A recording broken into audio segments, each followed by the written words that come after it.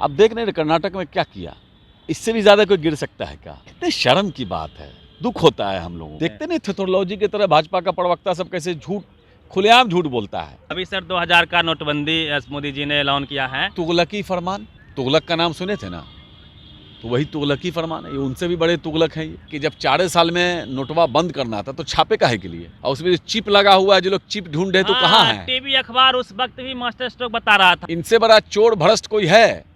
एक बात बताइए, 70 साल में जितना कर्ज भारत के सारे सरकारों ने मिलकर लिया, उससे दोगुना कर्ज 9 साल में ले। ये जो बनवा रहे हैं पूरे देश में, सब जिला में 5 स्टार होटल जैसा भारतीय जनता पार्टी अपना कार्यालय बनवा रही है, ये कहाँ से बनवा रही है? ये जो रातों रात अमित शाह के बेटा अरबपति हो जा रहे हैं, ये कौन सा धन है? 200 करोड़ में एमएलए खरीद के सरकार गिरा दिया जाता है, ये कौन सा धन है?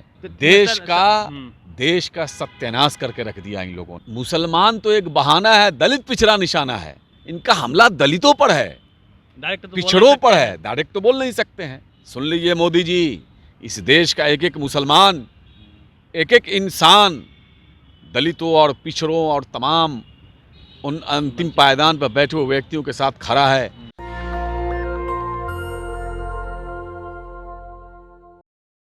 नीतीश जी लगातार विपक्षी एकता को एक करने के लिए तेजस्वी यादव के साथ, लालू यादव के गुरुमंत्र के साथ पूरे देश में घूम रहे हैं। लगातार विपक्षी नेताओं से मिल रहे हैं, कई मुख्यमंत्रियों से भी उन्होंने मुलाकात की। 24 को लेकर क्या विपक्ष एकजुट हो पाएगा? क्या सूत्र है, क्या मंत्र है, क्या रास्ते हैं मोदी के खिलाफ? इसी पे बातचीत करने के लिए हमारे साथ कारी सोहेब जी होंगे, जो आरजेडी से एमएलसी हैं। सर, आपका नेशनल दस्तक में सबसे पहले बहुत बहुत स्वागत है। शुक्रिया, धन्यवाद। तो क्या लग रहा है सर, जिस प्रकार से आप लोग एकजुट होने का प्रयास कर रहे हैं, क्या सूत्र है? भाजपा की बेचैनी आपको समझ में नहीं आ रही है कि क्या है? समझ जाइए क्या लग रहा है। वही लग रहा है जो उसको दर्द शुरू हो चुका है। लोग कह रहे हैं कि 1 to 1 फाइटिंग हो, इस तरह के गुरुमंत्र, लालू यादव के गुरुमंत्र को नीतीश जी फैला रहे हैं। देखिए, दुनिया जानते हैं कि फिरका परस्तों के खिलाफ, सांप्रदायिक शक्तियों के खिलाफ, मनुवादियों के खिलाफ, गरीबों पर जुल्म करने वालों के खिलाफ, आरक्षण के साथ छेड़छाड़ करने वालों के खिलाफ आदरणीय लालू प्रसाद यादव जी ने लड़ाई लड़ने में कोई कॉम्प्रोमाइज़ नहीं किया। जेल जाना पसंद किया, लेकिन झुकना पसंद नहीं किया। तो सब लोग मिलके, माननीय मुख्यमंत्री नीतीश कुमार जी, लालू प्रसाद यादव जी, तेजस्वी यादव जी, चाहे आप मुलायम सिंह यादव जी, उधर वहाँ अखिलेश यादव जी, और इधर आपको हेमंत जी हो गए, चाहे शरद पवार जी हो गए, उद्धव ठाकरे सर हो गए, चाहे स्टालिन जी हो गए, तमाम लोग, जब ममता बनर्जी जी हैं, तमाम देश की जितनी विपक्षी पार्टियां हैं, केजरीवाल जी हैं, सब लोग मिल करके, चूँकि आज संविधान खतरे में है, संविधान को बचाना है, तो बहुत सारी कुर्बानियां देनी होगी। सब लोग मिल करके, इकट्ठा होकर के, चूँकि देश पुकार रहा है, देश की आत्मा जो है वो कराह रही है, तो सब लोग इकट्ठा होकर के, और इन जो भारत विरोधी लोग जो हैं, अंग्रेज़ के जो दलाल हैं, जिन लोगों ने अंग्रेज़ों की मुखबरी की, देश की आज़ादी में कोई हिस्सा नहीं है इनका, तनिक भर कोई हिस्सा नहीं है, लेकिन सर्टिफिकेट बांट रहे हैं ये आजकल। जिन लोगों ने पूरी ज़िंदगी, इनके पुरखों ने अंग्रेज़ की ग़ुलामी की, उनकी दलाली की, वो लोग उन लोगों को सर्टिफिकेट बांट रहे हैं जिनके पुरखों ने इस देश की आज़ादी में अपना खून बहाने का काम किया है। कितनी माएँ बेवा हो गई। राष्ट्रवादी पार्टी कहती है, राष्ट्रभक्त खुद को घोषित करती है। राष्ट्र विरोधी पार्टी है तब। अच्छा, एक बात बताइए, जो झूठा होता है वो इतनी बार झूठ बोलता है, इतनी बार झूठ बोलता है कि लोग को लगता है कि सच बोल रहा है। क्या गोएबल्स की थ्योरी है, झूठ को इतने बार आप जो है सच बोल दीजिए कि लोग सच मान लेते हैं। देखते नहीं थेथोलॉजी की तरह भाजपा का प्रवक्ता सब कैसे झूठ, खुलेआम झूठ बोलता है। सर, सवाल वही है, काट क्या है हिंदू मुस्लिम के यूएसपी पे वो खेलती है। जब 24 का चुनाव आएगा, राम मंदिर का उद्घाटन हो जाएगा, ज्ञान व्यापी पे चर्चा होने लगेगी, जो है जो ताजमहल है उसका नाम बदल देंगे योगी जी, राम महल कर देंगे। तो काट क्या है इस चीज़ का? एक बात समझिए, देश की जनता बहुत समझदार है। इनका चाल और चरित्र दोनों समझ चुकी है। अब देख रहे हैं कर्नाटक में क्या किया, इससे भी ज़्यादा कोई गिर सकता है क्या? कितने शर्म की बात है, दुख होता है हम लोगों को। इसलिए हम लोगों को दुख होता है कि हमारे पुरखों ने इस देश को आज़ादी दिलाने के लिए अपनी कुर्बानियाँ दी हैं। इनके बाप दादा ने कुर्बानी नहीं दी है, इसलिए इनको कोई दुख नहीं हो सकता है। इस दर्द से इस देश से न कोई प्रेम हो सकता है और न ही इस देश के नुकसान से इनको दर्द हो सकता है।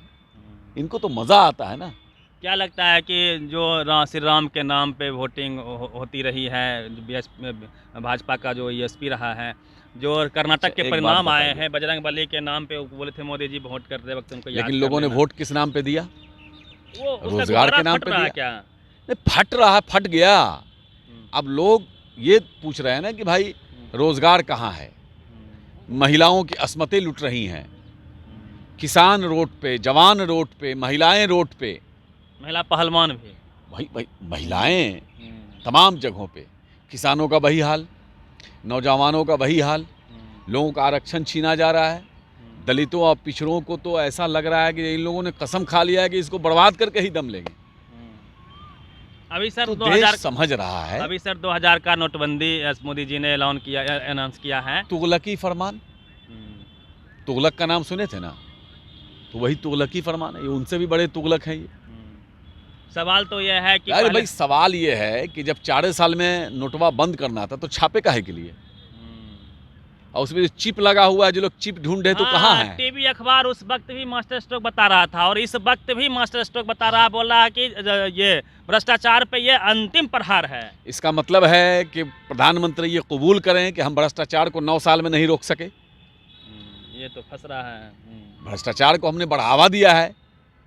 9 साल से वो अंतिमे पढ़ा, हर बार अंतिमे रहता है उनका, क्योंकि हर स्टेट बजाय कहते हैं कि हमारा घर यही है, इसी तरह हर बार अंतिम रहता है। अरे दुनिया हंस रही है, दुनिया मजाक उड़ा रही है कि एक ऐसे देश का प्रधानमंत्री जो पूरी दुनिया में सबसे बड़ा लोकतांत्रिक देश कहलाता है, उसका प्रधानमंत्री ऐसा वैसा फैसला लेता हो। सर एक सवाल रहेगा, जिस प्रकार से टीवी अखबार आपके नेताओं को आपके लोगों के नज़रे में चोर साबित कर देती है, जैसे बिहार में आपकी सरकार बनी, जंगालाल मानो बाउंड्री पे था, उछल कूद के आपके अंदर चलाया, तो उसके साजिश से कैसे अपने लोगों को बचाइएगा? नहीं, लोग समझ रहे हैं ना, लोग देख रहे हैं ना, इनसे बड़ा चोर भ्रष्ट कोई है? एक बात बताइए, 70 साल में जितना कर्ज भारत के सारे सरकारों ने मिल के लिया, उससे 2 गुना कर्ज 9 साल में ले चुके। 3 गुना, 3, हाँ 55,000 करोड़ था या 1,60,000 करोड़ लगभग, 3 गुना हो गया। अब बताइए तो चोर कौन है? पैसा कहाँ जा रहा है? कौन सी ऐसी पार्टी है? अनाज तो दे रहे हैं। सुनिए ना, हम बता रहे हैं, एक बात बताइए हमको, अपने बाबूजी के घर से दे रहे हैं क्या? ये जो बनवा रहे हैं पूरे देश में, सब जिला में 5 स्टार होटल जैसा भारतीय जनता पार्टी अपना कार्यालय बनवा रही है, ये कहाँ से बनवा रही है? ये कौन सा धन है? ये जो रातों रात अमित शाह के बेटा अरबपति हो जा रहे हैं, ये कौन सा धन है? देश को मजबूत, ये रातों रात जो है 200-200 करोड़ में एमएलए खरीद के सरकार गिरा दिया जाता है, ये कौन सा धन है?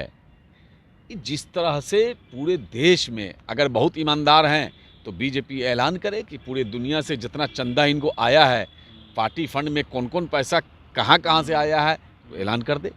ये तो बीफ की फैक्ट्री से चंदा लेने वाला बीफ के नाम पर वोट मांगता है, क्या कहिएगा? देश का सत्यानाश करके रख दिया इन लोगों ने। 2-4 लोगों को देश की संपत्ति बेच रहा है ये लोग, इसलिए बेच रहा है कि इसको देश से दर्द ही नहीं है। जब किसी को आपको ये माइकवा से मोहब्बत होगी, प्यार होगा, तब ना इसको संभाल के रखेगा कि इसको चोट नहीं लगे, इसमें खराश नहीं है, ये गिरे नहीं, ये गंदा नहीं हो। जब आपको इससे मोहब्बतें नहीं होगी तो चूल्हे मार में जाए। तो देश में ऐसा प्रधानमंत्री जो एक ऐसी फिल्म को प्रमोट कर रहा हो जिसमें देश में सिर्फ नफरत फैलाने वाली बात हो रही है, केरला वो भी गलत, वो भी सारी बातें गलत हैं। उनके प्रोड्यूसर ने ये कबूल किया है कि वो एक ड्रामा है, वो बातें गलत हैं, फिक्सियस है ना, कबूल किया। उसको प्रधानमंत्री प्रमोट कर रहे हैं, तो समझ सकते हैं कि देश से क्या मोहब्बत होगी। हर आदमी चाहता है कि मेरा घर जले नहीं, मेरे घर के सब लोग प्यार मोहब्बत से रहें। और जिसका गार्जियन चाह रहा हो कि देश घर में लोग लड़े झगड़े मारपीट करे खून खराबा करे, उसको घर से मोहब्बत नहीं होगी। अमित शाह का हाल फिलहाल का बयान है कि मुस्लिमों का आरक्षण हम लोग खत्म करेंगे, तो क्या लगता है कि इस पे क्या प्रतिक्रिया है, जो ओबीसी का लाभ आप लोग ले रहे हैं? जिन लोगों का आरक्षण वो खत्म किए हैं उसका बहाल कब करेंगे, सो ना बताइए। अरे आप बात समझिए, ये सिर्फ मुसलमान तो एक बहाना है, दलित पिछड़ा निशाना है।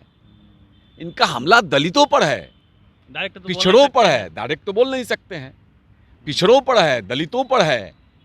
किया था ना खत्म पूरे देश के दलित, सड़कों पर आ गए। कौन साथ खड़ा हुआ दलित के? इसी देश का एक एक मुसलमान निकल के दलित भाई के साथ खड़ा हो गया, तब ना आंदोलन जो है इनको वापस लेना पड़ा। एक सर आखिरी तो सवाल इसलिए ये चाहते हैं कि दलितों में, पिछड़ों में, मुसलमानों में लड़ाई करा दें, ताकि दलित और पिछड़ा अकेला खड़ा हो जाए, तब हम कोई भी निर्णय ले लें। सुन लीजिए मोदी जी, इस देश का एक एक मुसलमान, एक एक इंसान दलितों और पिछड़ों और तमाम उन अंतिम पायदान पर बैठे हुए व्यक्तियों के साथ खड़ा है। जिसके साथ आप जुल्म करेंगे लोग वहीं खड़ा मिलेंगे। एक आखिरी सर सवाल लेंगे। बीजेपी दोनों पिच पे बैटिंग कर रही है, एक तरफ वो EWS भी दे रही है, राम मंदिर भी बनवा रही है, दूसरी ओर SC ST को राष्ट्रपति बनवा रही है, 27 OBC मिनिस्टर क्लेम कर रही है। तो आपके पास क्या, आप तो सर्वजन हिताय सर्वजन सुखाय की बात करें, फरसा लहरा रहे हैं। आप बात समझिए, उनके पास चूंकि काम करने के लिए कुछ नहीं है। मैंने क्या बोला, वो बेच क्यों रहे हैं? नाकारी औलाद अपने बाप की जायदाद को बेच के खाती है ना। जो कामयाब औलाद होती है वो अपनी बाप की जायदाद को बेचती है कि बढ़ाती है, सो बताइए हमको। फिर भी टीवी अखबार उनके साथ में है, आपको गोदी मीडिया, बदनाम कर देगा लोग। मीडिया बिक चुकी है पूरी दुनिया में। भारत की मीडिया की बदनामी हो रही है, थू हो रही है, बेशर्मी की इंतहा, और उसका क्या उपाय है? लेकिन देश, पास रास्ता क्या देश की जनता सब करेगी ना, चिंता मत कीजिए ना। आप देखा नहीं, कर्नाटका में सारा कुकर्म करने के बाद, इलेक्शन कमीशन से गठबंधन करने के बाद 65 पे अटक गए। इलेक्शन कमीशन की मदद उनके साथ नहीं होती तो 20 सीट नहीं जीत रहे थे। चलिए, ये कारी शोहेब जी हैं, पहले प्रवक्ता भी रहे थे, फिलहाल में MLC हैं, और अपनी बात को अपने ही अंदाज में, कभी नहीं रहा हूँ, यूथ अध्यक्ष रहा हूँ। यूथ अध्यक्ष रहे थे और अपनी बात को अपने ही अंदाज में रखने के लिए जाने जाते हैं। पूरी बातचीत पे आपकी क्या प्रतिक्रिया है? अपनी प्रतिक्रिया आप जरूर दें। रवि मेहता, नेशनल दस्तक, पटना। नेशनल दस्तक की आपसे गुजारिश है कि अगर इसको बचाना चाहते हैं तो नेशनल दस्तक को सब्सक्राइब करने के लिए रेड कलर के सब्सक्राइब बटन को दबाएं, फिर बेल आइकन की घंटी दबाएं। नेशनल दस्तक को बचाने के लिए बहुत जरूरी है कि हर खबर को शेयर करें, लाइक करें, कमेंट जरूर करें।